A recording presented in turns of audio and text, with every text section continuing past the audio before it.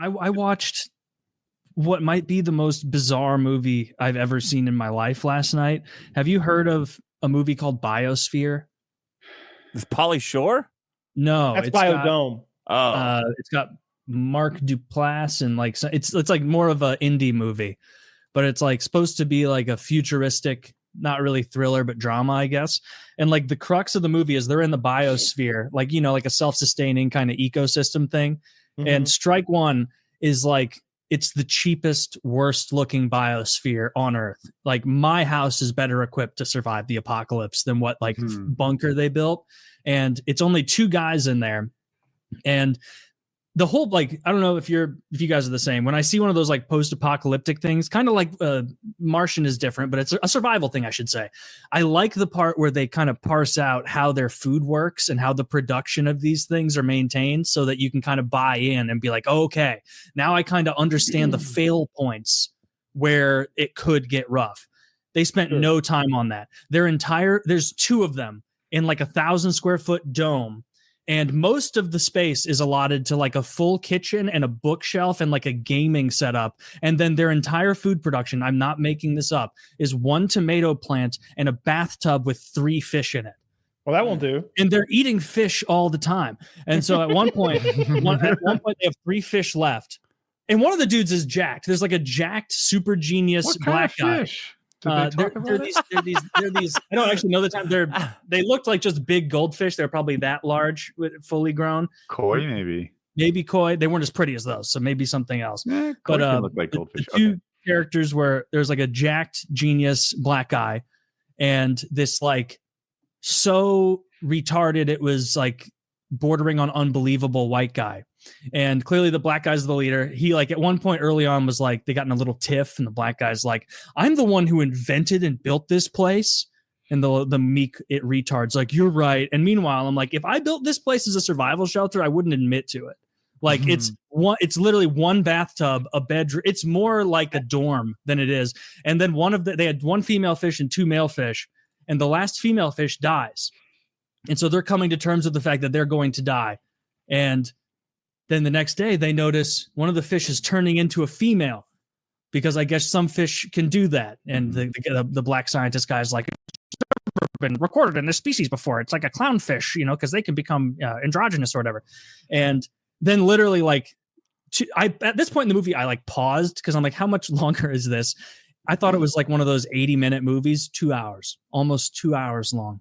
And so then I continue. And within 1 minute, they wake up the next morning and the white guy is like doing the same thing as the fish, where like his dick is shrinking up and becoming a pussy. And he's like growing titties. And like, it's what kind of movie is this, Taylor? It was on Hulu. I just clicked like play next. I wanted, the reason I clicked it is because the white guy in it is the same guy from Creep, which is like another indie, like kind of spooky, more thriller horror kind of film. And so I thought it was going to be in that vein. Not at all. I was mistaken. And so the next like literally 40 minutes is this black guy and this white guy becoming a girl through like fish biology, like having the most uncomfortable romance I've ever seen in my life. That culminates in the white guy, now a woman, but he still has like awful man features and a beard and a man voice. And like the black guy's getting horny for him. And the now white hermaphrodite thing is like wanting to have a baby. And so they fuck through a sheet, Jewish style. And within like 2 seconds, Orthodox Jews, that was a myth that they fuck through a sheet. And, I'm aware. Yeah. And so like the white guy went and got a sheet and like draped it over him. And then they're like the whole time leading up, they're like, this is just for procreation. This is to continue the species. There's nothing else to be done. And so like he puts his dick in the sheet and they start fucking. And like not 5 seconds into them fucking, the black guy pulls the sheet off of the guy's face. And now it's just 2 men making out. Did he still look like a man? Was he pretty man? Oh, yeah. 100% a man. There was nothing vaguely feminine about this guy. Well, he didn't have like tits or anything. Where did like penis go in? Fake tits. Like I guess his penis became like a cloaca, like the fish's. Yeah, it opened up and became a vagina. Yeah. Okay. All right. So that part was girl by that point. Oh yeah, he grew a vagina and ovaries and a uterus and all that jazz. Dude, they have like an 80s after they fuck, and it's like assured now they're in this weird, I guess not even gay relationship.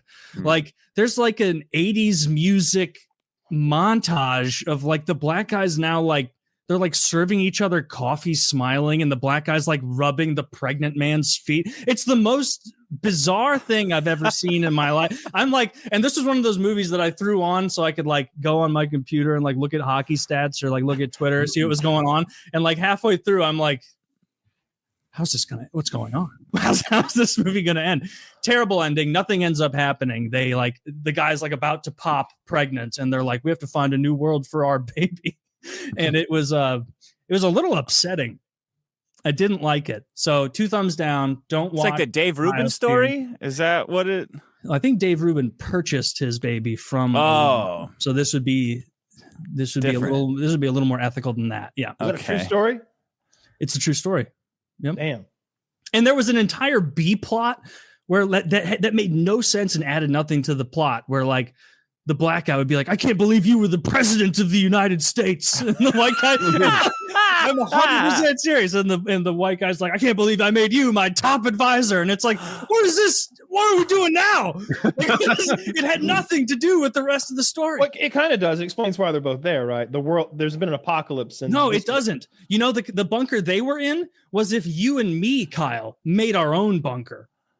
It's not the president's bunker. It's like if I was a hobbyist and you were in the neighborhood when shit hit the fan. That would be the level of bunker this is. Well, that's what the budget could afford, you know? Clearly, I guess Vivek Ramaswamy got that shut down right in time than Elon. But anyway, that was a terrible movie. Don't want. It kept my attention. It did keep my attention. I watched Goodfellas last night. My girlfriend had never seen Goodfellas. That's a better movie, yeah. It's a much better movie. We watched that. It's fucking great. I like Goodfellas. I like it more than Casino. Of course. I don't like Casino. I don't like Casino because I don't like when they bury Joe Pesci and his brother alive. Spoilers. Yeah. I mean, that movie came out for 1993. It's 1995 movie. Goodfellas is the best crime movie ever. I like it more than The Godfather one. I'm a Casino guy, but Goodfellas is great. Yeah. Oh, Casino's not a bad movie. I like it, but just not as good as Goodfellas. What's the Sharon one? Stone and Bronx Tale I like too. I'm more of a Too Fast, Too Furious kind of guy. Tokyo Drift. Yeah. What a great stuff. movie series.